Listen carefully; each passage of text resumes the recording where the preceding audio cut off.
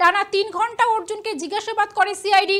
ভবানী ভবনে ডাকা নিয়ে অর্জুন সিং বলেছেন, আমাদেরকে বহুদিন ধরে মারার চেষ্টা করছে। আমাদেরকে মানে আমাকে তো বহুদিন ধরে মারার চেষ্টা করছে, তারপরে এখন এলওপি কে মারার চেষ্টা করছে।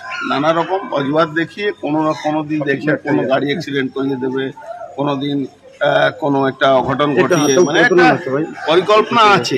কটাক্ষ করেন তৃণমূল নেতা কুণাল ঘোষ। মানে কারণ কি, তৃণমূল এগুলো ভাবছেই না। এগুলো যারা তৃণমূলের নাম ভাঙিয়ে কোনো প্রচারে থাকার চেষ্টা করেন, এসব তাদের বক্তব্য। তৃণমূল কেন করতে যাবে, মানে একটা কারণ থাকবে তো। যদি বুঝতাম যে উনি লোকসভায় জিতেছেন, তৃণমূলকে হারিয়ে দিয়েছেন, তৃণমূল রেগে আছে, তাতেও এটা তৃণমূল করে না।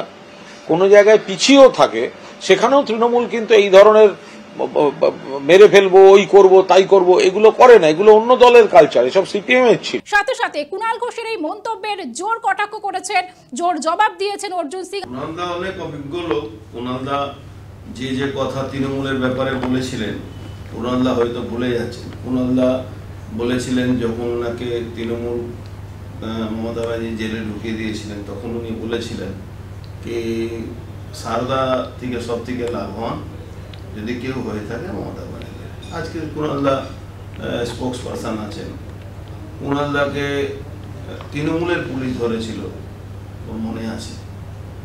কুণালদা তৃণমূলের কালচার ব্যাপারে অত ক্লিন চিট দেওয়া আমার মনে হচ্ছে কিছুটা